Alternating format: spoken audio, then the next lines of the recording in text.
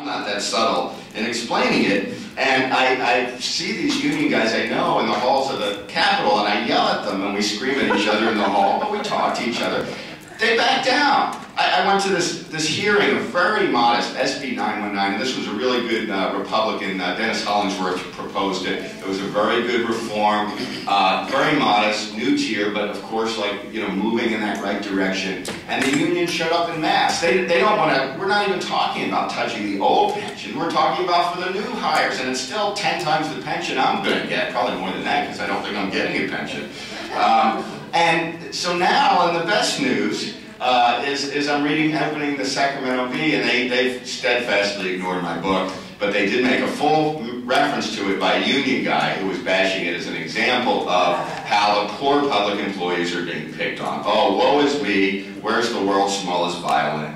And, you know, they show no concern for any of us as they've ratcheted up their pay and benefits. They couldn't give a damn about openness, anything. It's pure, unadulterated greed, and they've been doing this for years, and like Carl said, they write in every little rule. Everywhere you go, the whole game is rigged, top to bottom. They don't care about us. And now that we're just fighting, we're only talking about their problem. They got the pension. They skin the hog, as John likes to say, and they're mad because we're talking about it. We're not even allowed to talk about it. I mean, I had this cop call me on the San Francisco radio. He goes, yeah, well, I do get this good pension, but I have to pay taxes. Oh, and you don't want to pay taxes either?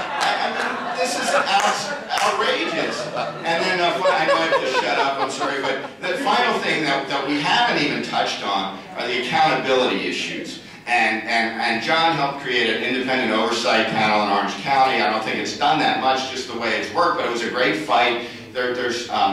I was on the Stossel show, so with police abuse, it's very hard, thanks to many of the union rules, to even find out who the bad guys are. I'm not saying they're all bad guys, but there are a handful of bad guys in any profession, especially one that exerts power over other people.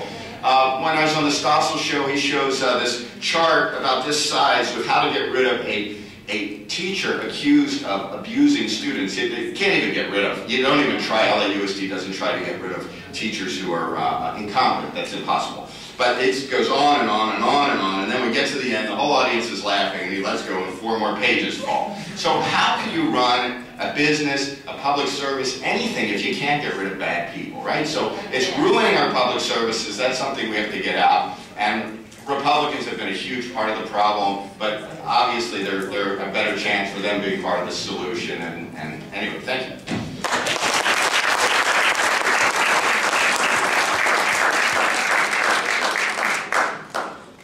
I'm Kevin Dayton. I'm the State Government Affairs Director for Associated Builders and Contractors. We're a construction trade association. We represent contractors, predominantly non-union, general contractors, subcontractors, and various trades, usually subcontracted out, such as electrical, mechanical, etc.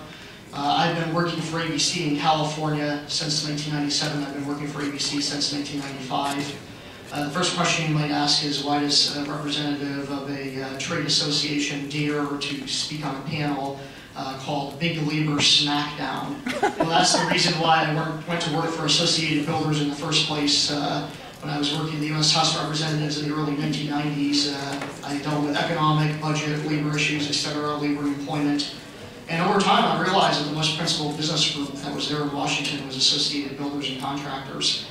They never came to the congressional office to ask for money or to ask for something. They asked simply for freedom. And I said, you know what, that's a group I want to work for. And eventually I got an opportunity to get a job at ABC, and I'm still working for them today.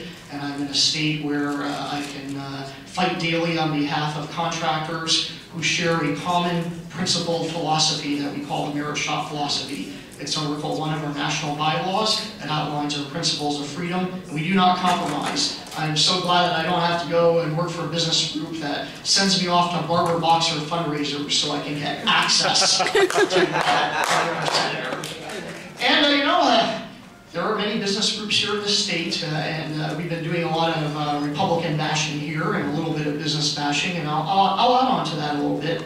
A lot of the business groups in California, they tend to want to work or partner with the unions as much as possible. They're afraid of their power, they're afraid of standing up for it, they're afraid of how the media will depict them if they take it on. And for that reason, there's not enough checks and balances to fight the union political agenda. And I've thought about this quite a bit over the years. I always think about, am I on the right side of things? I hear the unions all the time talking about their things. And ultimately I say, what are the solutions to this problem? Well, first I know that we're all special interests and we all have faults. We're all sinners, and I know every day as I work for ABC, you have the desire to be popular, the desire to be part of the establishment, to be accepted, to be famous, to have power. And when you start taking on principles like free enterprise, open competition, and start really taking a stand on things, that's when people turn against you. And this room, I'm sure, is special because almost all of you being activists in the Republican Party know what it's like to be principled and to have to endure all the attacks, and you wonder where all the support is. That's one reason why I really respect Supervisor Warlock and Councilman DeMaio, because they have stood up and they haven't been afraid to do so. And surprising, it's going pretty well for them, because when the general public finds out about it, they seem to say, yeah, those people have a point. But the reality is, day to day, when you're dealing with local governments or state governments, it's not like that. Chris, I look at you as the executive director of the Contra Costa Taxpayers Association. People say, well, why don't the moderate Republicans on the Contra Costa Board of Supervisors, why aren't they, voting, down the line for principles of freedom and fiscal responsibility? Well, let me tell you what it's like there. It's an endless parade of liberal activists coming up and asking for things, and no one ever comes up on the other side. That's right. And if you're there at the Board of Supervisors for 7 years, and for 7 years, all you hear from your staff and from everybody who comes to the Board of Supervisors is, I want, I want, I want. Eventually it's going to turn your heart, and you're going to turn away from maybe the principles you started with and say, you know what, these guys, I want to get along with them, I'm enjoying being in the Board of Supervisors, and I don't want to cause a lot of trouble. We have to remember that these politicians are human, and we're constantly exposed to these things that taint us and turn us against what we're supposed to be.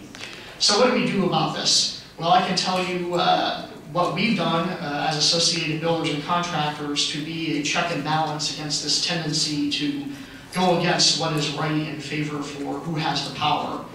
And the first thing I'd like to mention is our efforts to get ballot initiatives at local governments. You will see here a handout that ABC has sent to every city manager, county administrator, every head of a local government in the state, talking about banning project labor agreements. And you heard a couple references to project labor agreements as the primary means that construction trade unions do to get control of construction work, reduce bidding, and increase the costs. Basically what it is, and I could probably spend an hour talking about all the provisions of these 60-page monstrosities that are being approved by local governments.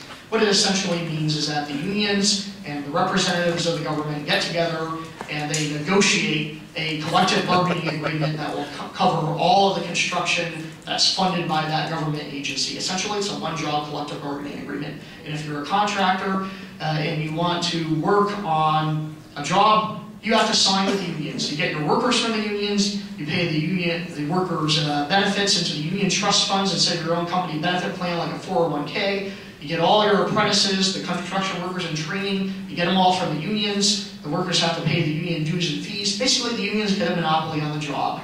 And since the U.S. Supreme Court ruled in 1993 that it was legal and constitutional for local governments to sign these agreements with unions, it has been the primary means that unions in the state have used to try to regain market control over construction.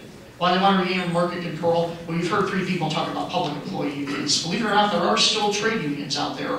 Nationally, in the private sector, less than 10% of workers are represented by a union. I think the number was as high as 45% in the early 1950s. So it's dropped quite a bit. In California, less than 20% of construction workers are represented by a union. And over the years, the trend has been pretty consistent. I've seen it myself being out here since '97.